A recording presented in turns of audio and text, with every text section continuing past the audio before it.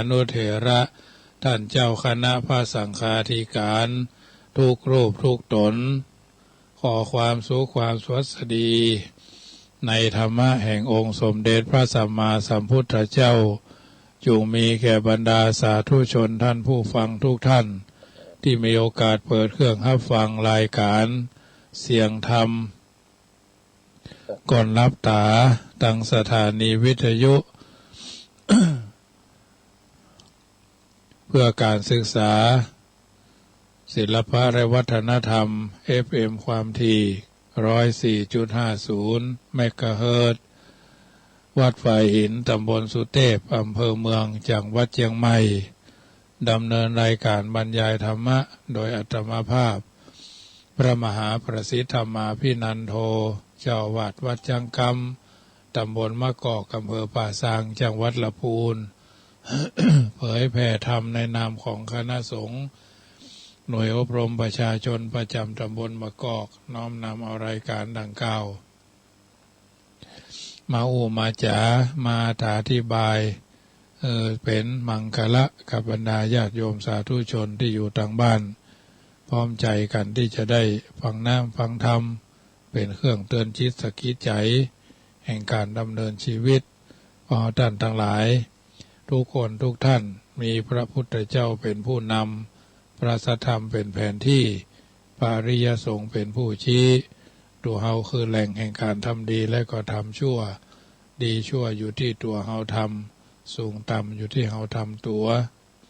สิ่งต่างๆเหล่านี้เป็นนิทัศนะอุทาหรณ์ เฮาท่านทั้งหลายนำเป็นไปเครื่องพินิจพิจารณาในการดำเนินชีวิตของแต่ละคนแต่ละท่านมีหลักเกณฑ์มีหลักการมีหลักแหล่งและก็มีหลักธรรมเอาสัจธรรมความจริงต่างๆเหล่านี้ไปเป็นเครื่องในการไปเป็นประทีปธรรมในการดำเนินชีวิตของเฮาแต่ละคนแต่ละท่านน้ำธรรมคำสอนในทางพระพุทธศาสนา 84,000 พระธรรมขันธ์เอาสามารถรังสรรค์เลือกสรรเอาสิ่งที่ดีที่งามที่เหมาะที่ควรเป็นอุทาหรณ์เตือนจิตสกิดใจเฮาท่านทั้งหลายเป็นลำดับไปฉะนั้นธรรมะเมื่อค่ำยามแรงทุ่มซาวถึง2 ทุ่มนั่นเป็นส่วนหนึ่ง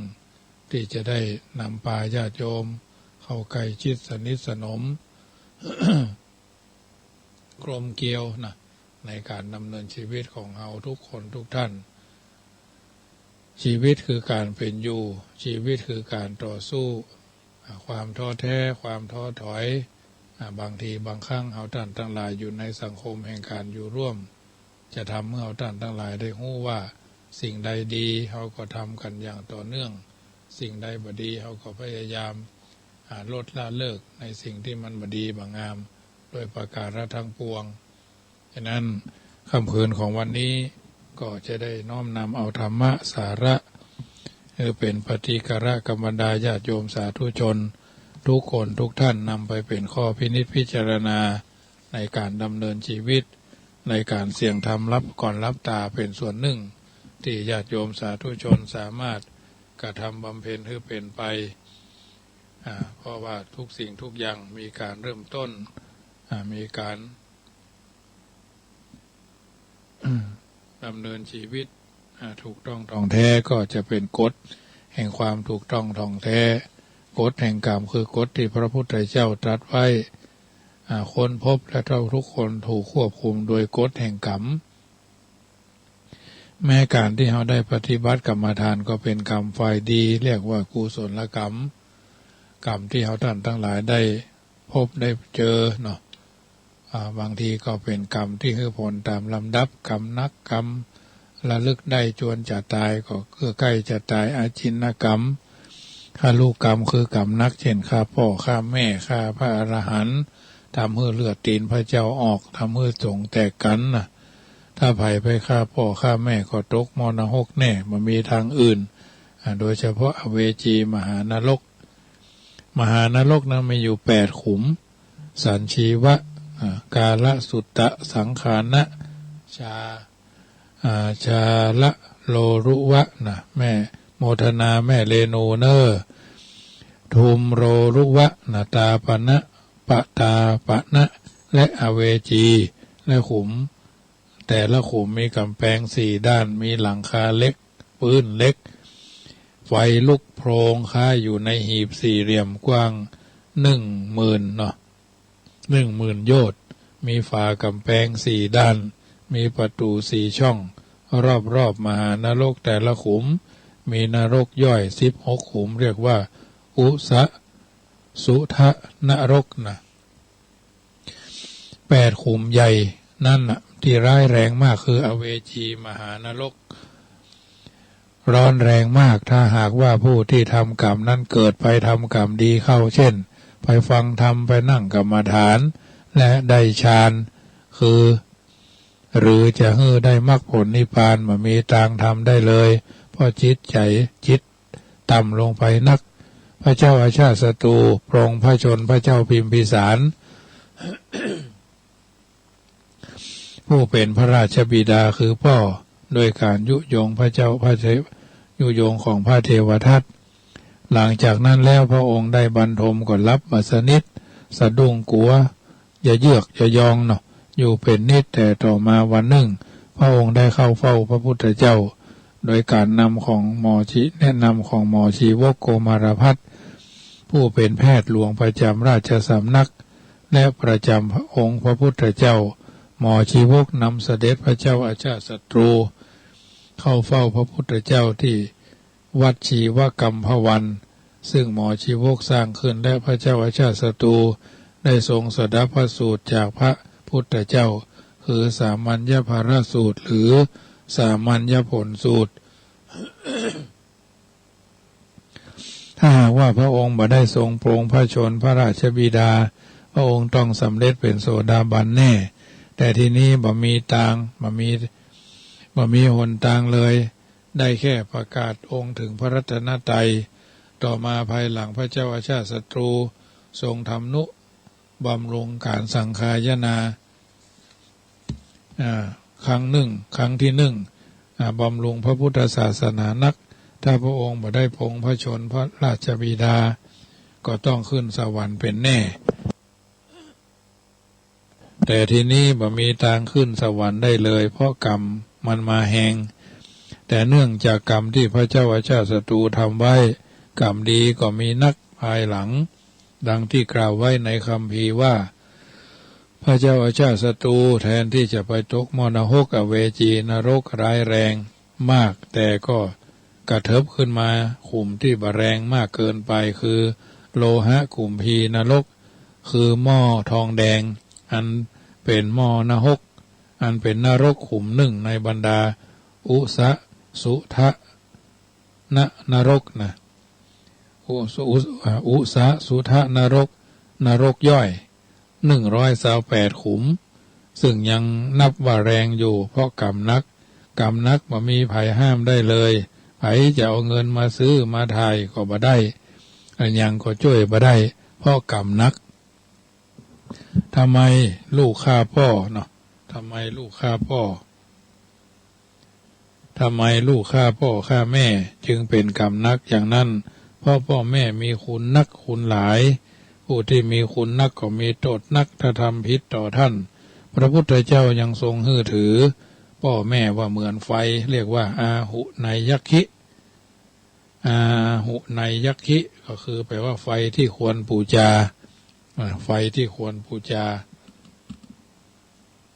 ปกติถ้าไผ่บ่ใช้บ่จ้างไฟก็คุณประโยชน์นักแต่ถ้าใช้ไฟเป็นไฟที่เผาผ่านเอาได้พ่อแม่เฮาก็ควรก็เหมือนกันนะถ้าเฮาเคารพเชื่อฟังคำปฏิบัติดีต่อท่านก็เจริญรุ่งเรืองนักถ้าปฏิบัติผิดต่อท่านก็เสื่อมนักพุทธเจ้าจึงเรียกพ่อแม่ว่าเป็นไฟที่ควรบูชาเพื่อปฏิรูปคำสอนของพระพุทธของศาสนาพราหมณ์ที่เขาสอนให้บูชาไฟว่าจะให้ความสุขความเจริญอย่างนั้นอย่างนี้เนาะแต่พระพุทธเจ้าทรงจัดคำสอนให้เป็นปฏิรูปเสียว่าในพระศาสนาของพระองค์ก็มีไฟที่ควรบูชาเหมือนกัน คือพ่อแม่นี้เป็นคำที่แทรกเข้ามาเพื่อชี้คือหันว่าพ่อแม่นั่นเป็นผู้มีคุณนักถ้าภัยฆ่าท่านทำผิดต่อท่านมีโทษมหันต์ภัยก็ตามถ้าทำฆารุกรรมเช่นฆ่าพ่อแม่มีทางที่จะพ้นจากนรกมรณกได้เลยต้องไปตกนรกก่อนแล้วกรรมดีที่ทำไว้ค่อยให้ผลในภายหลังแต่ต้องไปเสวยกรรมในนรกก่อนเพราะกรรมนั้นหนักมากนะกรรมนั้นหนักมากมันมีกรรมอื่นขวางเลยกรรมนี้ต้องอยู่หน้าพอตายปั๊บต้องไปสู่นรกทันทีนะมันมีแวะที่ไหนเลยมันมีข้องแวะในภพใดๆชาติใดๆขั้นระหว่างเลยฆารุกรรมที่เป็นฆารุที่เป็นกุศลกรรมได้แก่สมาบัติ8สมาบัติ8ก็คือผู้ที่ได้ฌาน8นั่นเองคือผู้ทำกรรมฐานฝึกจิตจนถึงขั้นได้ฌานผู้ทำสมาธิขึ้นได้ฌานตั้งแต่1 ถึง 8ท่านเรียกว่าได้สมาบัติ8อาจจะได้บรรลุฌานข้อใดข้อหนึ่งหรือหลายข้ออย่างอาราระดาบทและอุทกดาบทอาจารย์ของพระพุทธเจ้าอาจารย์คู่แรกบำเพ็ญฌานสมาบัติอยู่รูปแรกได้ฌาน7ได้ฌานที่7คือสมาบัติ7รูปที่2ได้ฌานที่8คือสมาบัติ8ท่านได้ผู้ได้สมาบัติเหล่านี้เมื่อตายไปในขณะที่ฌานบ่เสื่อมก็ต้องไปเกิดในพรหมโลกอย่างแน่นอนว่ามีกรรมอื่นจะขวางกั้นได้เลยเพราะเป็นกรรมนักฝ่ายดีเพราะฉะนั้นอาจารย์ของพระพุทธเจ้าทั้งสองเมื่อตายไปแล้วก็ไปเกิดอยู่ในพรหมโลกแม้ขณะที่ยังอยู่ในพรหมโลกเพราะกรรมนักฝ่ายดีนี่คือฆารุกรรมสำหรับหมู่เฮาก็ระวังฆารุกรรมฝ่ายอกุศลในข้อฆ่าพ่อฆ่าแม่ฆ่าพระอรหันต์ส่วนทำร้ายพระพุทธเจ้าคือห่อพระโลหิตนั่นมีแล้วสมัยนี้เพราะพระพุทธเจ้าบ่ได้ทรงพระชนอยู่สำหรับสังฆเพศก็มีเยอะนะทำให้ทุเจ้าแตกกันแยกกันแบ่งก๊กเป็นเหล่าอันนั้นก็ฝ่ายเจ้าอาวาสอันนี้ก็ฝ่ายรองเจ้าอาวาสอันนั้นก็ฝ่ายทุเจ้าบวชใหม่เนี่ยการทำสั่งสงฆ์ให้แตกกันส่วนมากก็เป็นพระองค์นั่นแหละทำให้แตกได้แต่ชาวบ้านอาจจะมีส่วนพ่องพระสงฆ์เขานี่แหละหน่วยมากแต่โดยทั่วไปแล้วบ่มีกรรมที่2คืออาสันนกรรมอาสันนกรรมแปลว่ากรรมที่ทำเมื่อจวนเจียนจะตายหรือกรรมที่ระลึกได้เมื่อใกล้จะตายนะ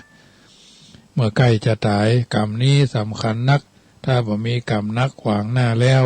กรรมที่ทำเมื่อจวนเจียนจะตายนี้จะต้องให้ผลก่อนเพราะกรรมนี้นักลองลงไป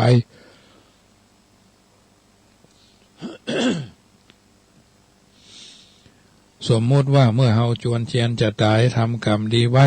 ก็ไปเกิดในที่ดีทันที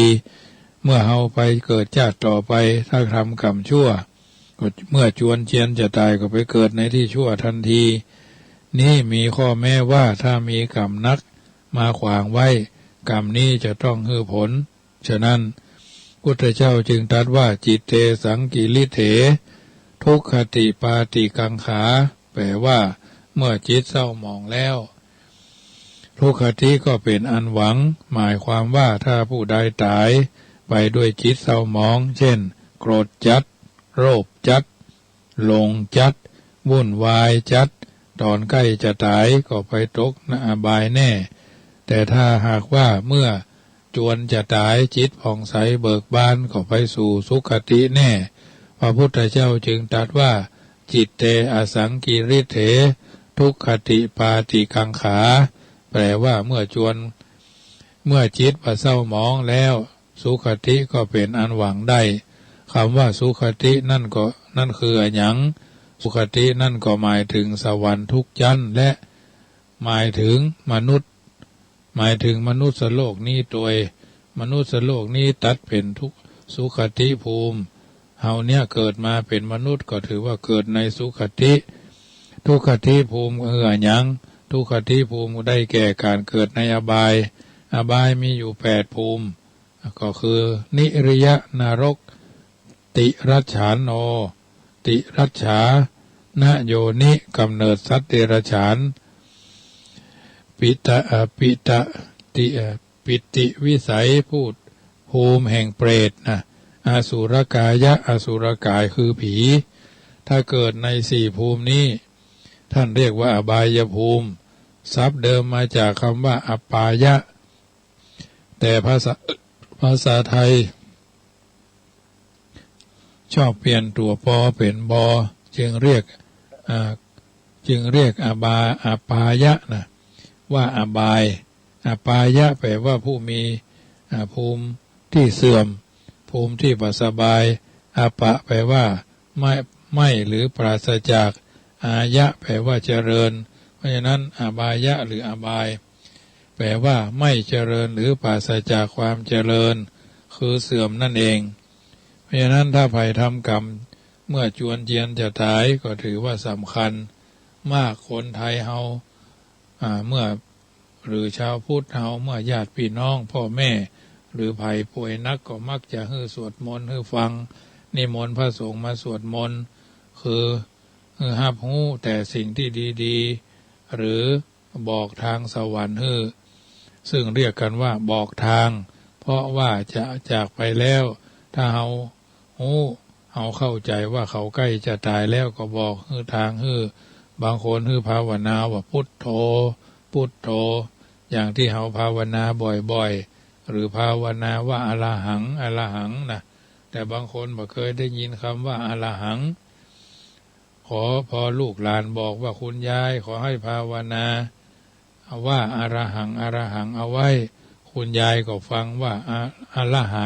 ายไปยะมันจะเป็นอย่างนี้พ่ออุ้ยแม่อุ้ยพ่อลุงแม่ป้าทั้งหลายก็ยังงกอยู่นึกว่าสมบัติมันจะหายอะไรหายเปิ่นว่าอรหังนะเพราะพอเกิดมาถึงว่าเขาบอกทางยังคิดถึงว่าทรัพย์สมบัติที่เก็บไว้มันจะหายไปไหนเพราะมาคำนึงถึงเรื่องที่เคยศึกษาเคยปฏิบัติหรือบางอันก็เคยปฏิบัติมาในสมัยพุทธกาลมีอุบาสกคนหนึ่งชื่อธรรมิกะอุบาสกเมื่อป่วยนักจวนจะตายก็ให้ลูกไปนิมนต์พระมาสวดให้ฟังพอพระมานั่งล้อมบนเตียงเข้าแล้วก็ถามว่าท่านจะฟังพระสูตรไหน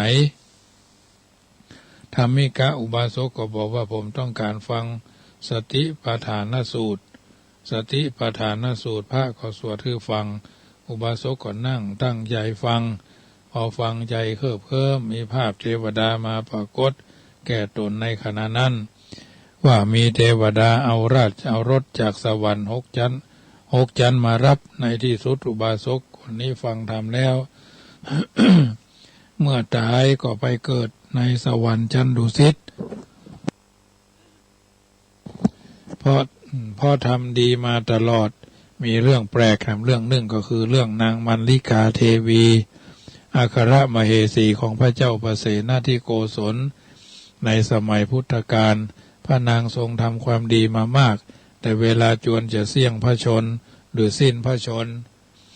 นึกถึงความดีกลับไปทรงกึดถึงแต่ความชั่วมาทรงกึดถึงความดีนึกถึงแต่ความชั่วนิดเดียวก็ทรงทำไว้แต่คิดบ่อยๆความดีมากแต่มาทรงคิดไปทรงแต่เรื่องความชั่วที่โกหกพระสวามีไว้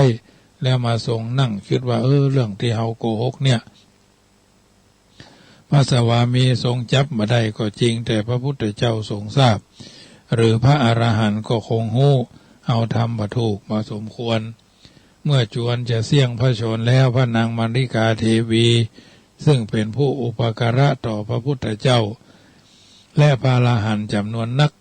บำรุงพระพุทธศาสนานักแต่จวนจะสิ้นพระชนจิตเศร้าหมองคิดแต่เรื่องอกุศลที่พระองค์ทำไว้อย่างเดียวเท่านั้นพอนางสิ้นพระชนแล้วก็ไปตกมรหกทันทีเมื่อพระมเหสีสิ้นพระชนพระเจ้าประเสนาธิโกศลก็ ก็เสด็จจะเข้าไปทูลถามพระพุทธเจ้าว่าขณะนี้พระนางมาริกาไปเกิดที่ไหนพระพุทธเจ้าทรงทราบว่าพระเจ้าประเสนที่โกศลนั้นทรงรักพระมเหสีมาก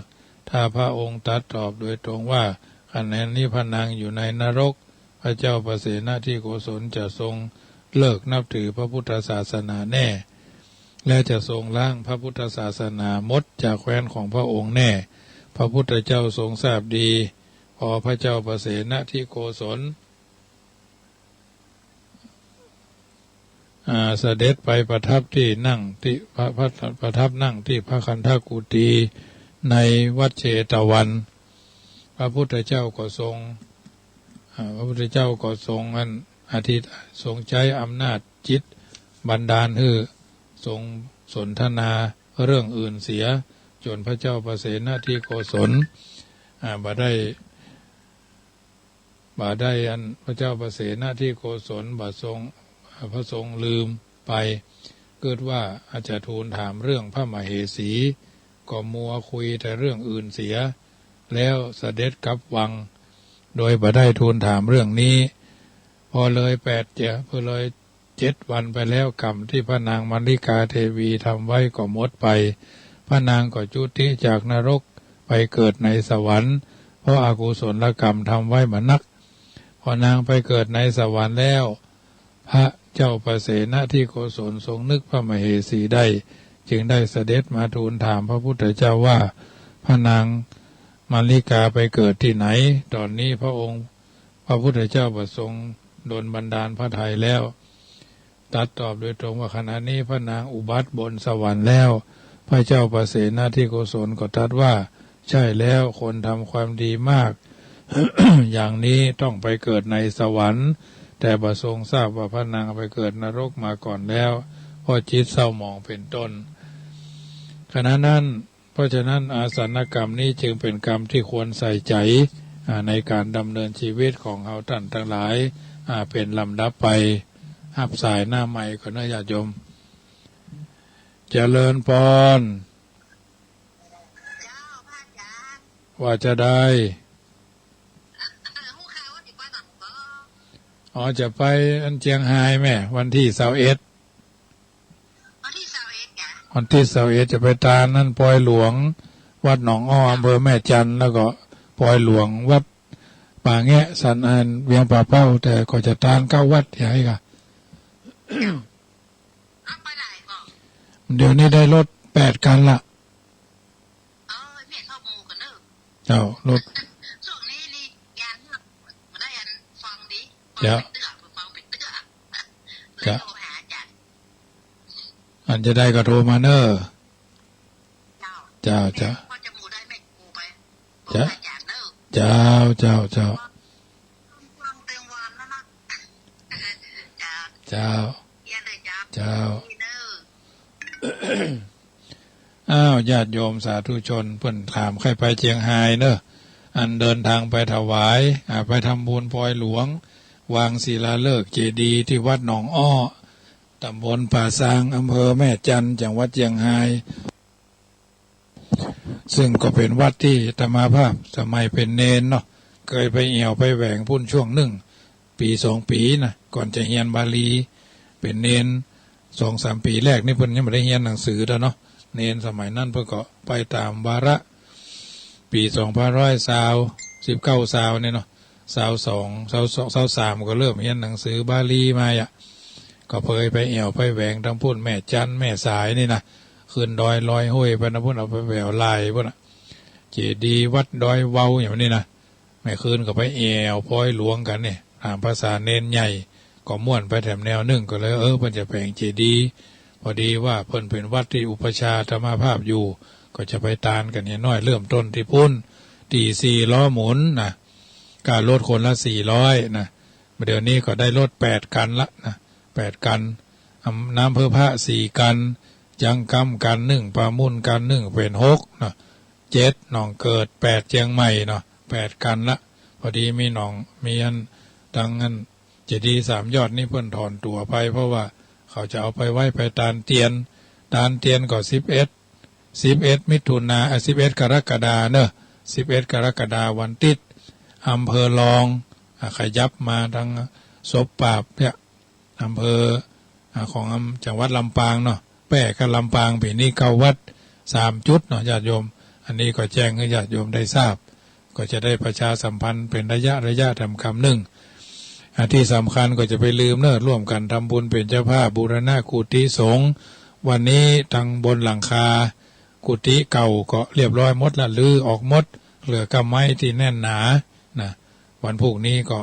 ศาลาเล็กก็จะคงจะเริ่มมาวัดมาอย่างเนาะก็จะได้ทั้งปืนก็จะต้องเริ่มทำไปโดยไม้ทุกไม้ที่ใช้การมาได้ก็พยายามจะเอาออก เพราะว่ามอดปวกอยู่ทางในเนาะวันนี้เนี่ยปวดได้อันขี้นกอย่างเป็น30 กว่ากระสอบพญาโยมยังน้อยไปนะ30 กระสอบที่มันตกดินไปแถมนะเพราะว่า54 ปีกำลังได้มาเพี้ยวก็ถือว่าโอ้ขี้นกนี่กองทะเมินเทินทุกละเพิงมันลุ่มได้กะนกหมูนี่นะนกกาแก่นกที่เปิ้นสาบมาคือมันจับก็ไม่ดิบนั่นนะเพราะฉะนั้นมีโอกาสก็ร่วมกินร่วมทานกันได้เนอะ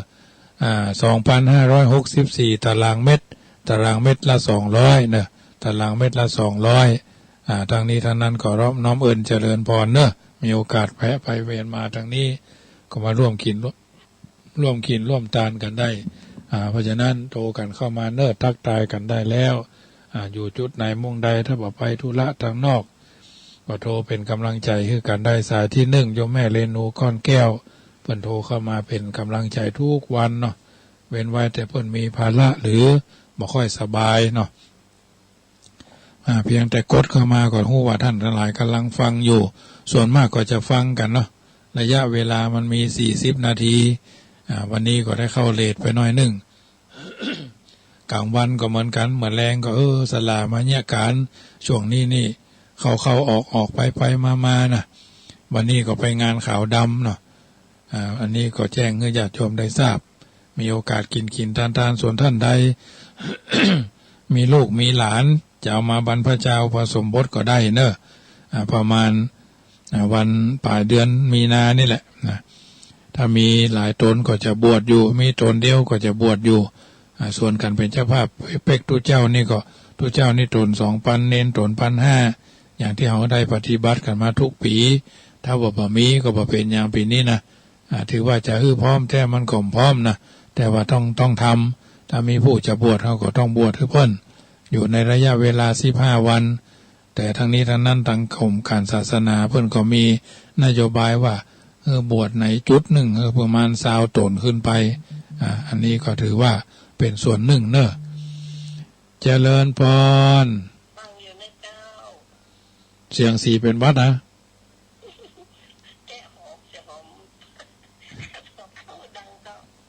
น่าเสียให้ด้วยเนาะ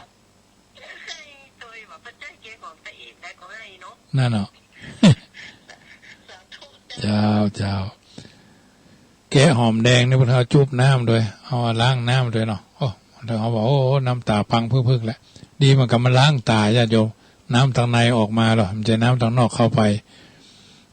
มีโอกาสโทรกันเข้ามา0861875325อยู่จุดในมงใดโทรเข้ามาเนอะสำหรับท่านใดจะเป็นเจ้าภาพจ่อฟ้าก็มีอยู่6 ตัวป้านลมก็มีอยู่24 ตัวนักขัตตันก็มีอยู่28 ตัวกระดิ่งก็มีอยู่129 แก่นอันนี้ก็แล้วแต่โอกาสจังหวะเวลาศรัทธาญาติโยมเนอะเป็นเรื่องที่จะช่วยกันได้ตามที่เรามีความพร้อมจ่อฟ้าใบลากาห่างหงหนักขัตตันคันถวยนะภาษาไทยบอกว่าคันถวยจ่อฟ้าป้านลมหนักขัตตันคันถวยหรือจ่อฟ้าใบลากาใบลากาก็คือนั่นแหละเป็นห้องอย่างก่อนป้านลมเนี่ยใบลากาคันถวยก็คือนั่นแหละนักขัตตันที่เขาใจกันแต่ที่นี้จะเปลี่ยนเป็นจ้างจ่อฟ้าก็จะเป็นหัวจ้างเนาะจะเป็นหัวจ้างป้านลมก็จะเป็นพญานาคนั่นแหละและนักขัตตันก็จะเป็นจ้างซึ่งเป็นสัญลักษณ์ของวัดที่นี่ถือว่าเป็นส่วนที่ดีสร้างสรรค์ศิลปะและวัฒนธรรมให้เกิดแก่วัดวาอารามวัดวาอาวาส วันนี้ก็เป็นวันคล้ายวันเกิดของท่านเจ้าคณะอำเภอเมืองเชียงใหม่พระเดชพระคุณท่านเจ้าคุณพระราชทัชมุนีเนาะนิมิตสิกะสิกระยังไงคะสายาเพิ่นยาวเพิ่นไปได้ประโยคเก่าพุ่นวัดลาดสิงขอนอันนี้ก็ฮู้จักเพิ่นเมินน่ะสมัยเมื่อลูกศิษย์เพื่อนอาตมาพาไปได้ประโยค7ประโยค8เขาได้ไปมาหาสู่กันช่วงหนึ่งระยะหลังๆนี่บ่ได้ไปร่วมกับเพิ่นหลายๆงานเพราะเขาถือว่าส่วนเขามาอยู่จุดนี้จะไปจะมาก็ลำบากครูบาอาจารย์บางรูปก็ถึงแก่มรณภาพไปแล้วท่านพระครูวัดเจดีย์ชัยมงคลอำเภอเป้ากับวันเกิดวันนี้ครูบาไก่เนาะอันนี้ก็ครูบาหนุ่มเป็นนักพัฒนาส่วนหนึ่งปริญญาเอกด็อกเตอร์เนาะมหาวันเนาะลูกศิษย์หลวงปู่ทองวัดโสภณารามแม่ริมนะอันนี้ญาติโยมได้ยินได้ฟังแล้วก็คงจะมีความใกล้ชิดสนิทสนมค่ำคืนนี้ก็คิดว่ารายการเสียงธรรมนำเสียงธรรมก่อนรับตามาถึงช่วงสุดท้ายบุญกุศลส่วนดีส่วนงามส่วนที่เป็นมงคลเป็นพลังอันขับเคลื่อนญาติโยมสาธุชนได้ยินได้ฟังแล้วก็นำไปเป็นข้อเตือนจิต